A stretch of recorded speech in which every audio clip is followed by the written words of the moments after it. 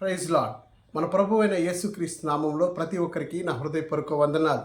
ఈరోజు వాక్యాన్ని ధ్యానించుకుందాం. ఫిలిప్పీయులకు రాసిన పత్రిక 4వ అధ్యాయం 13వ వచనం చదువుకుందాం. నన్ను బలపరిచిన వాని యందు నేను సమస్తము చేయగలను. హల్లెలూయా. దేవుని నామానికి మహిమ కలుగును గాక.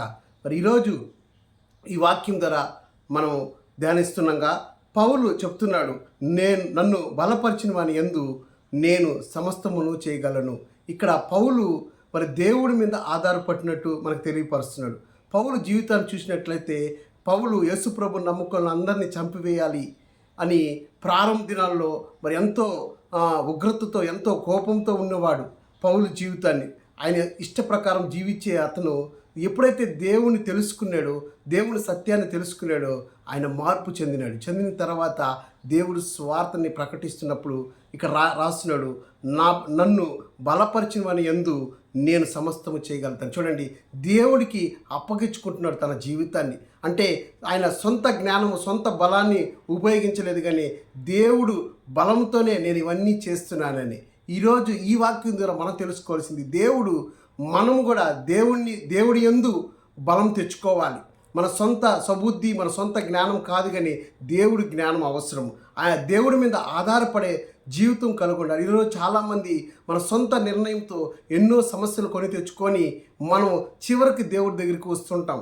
మన దగ్గర డబ్బు ఉంది, మనకి పలుకుబడి ఉంది, సమస్తం ఉంది, దేవుడు మనకు అవసరం లేదనుకుంటూ ఉంటాం. క్రైస్తులుగా దేవుడిని నమ్ముకున్న బిడ్డలు మనం ఎవరి మీద ఆధారపడాలంటే దేవుడి మీద ఆధారపడాలి. ఆయన బలపరిస్తే తప్ప మనము ముందుకు వెళ్ళలేము. కాబట్టి మరి దేవుడు నన్ను బలపరిచిన వాని యందు నేను సమస్తము, మనం దేవుడి మీద ఆధారపడేవారుగా ఉండాలి. ఆయన మీద నమ్మకం ఉంచినోని దేవుడు ఎన్నడూ చేయి విడిచిపెట్టాడు.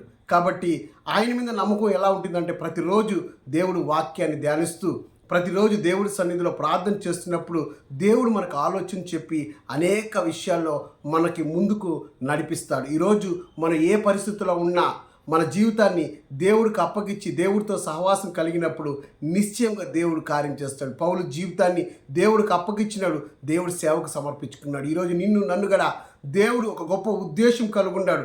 మన జీవితాన్ని దేవుడికి అప్పగించినప్పుడు ఆయన నిశ్చయంగా మన జీవితంలో గొప్ప కార్యాలు చేస్తాడు. ఈ వాక్యము మన జీవితంలో జరిగించును గాక. మనం ప్రార్థన చేసుకుందాం.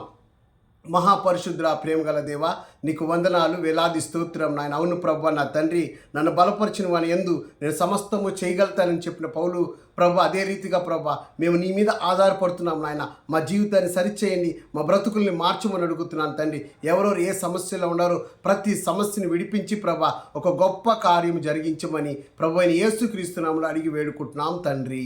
Amen, amen.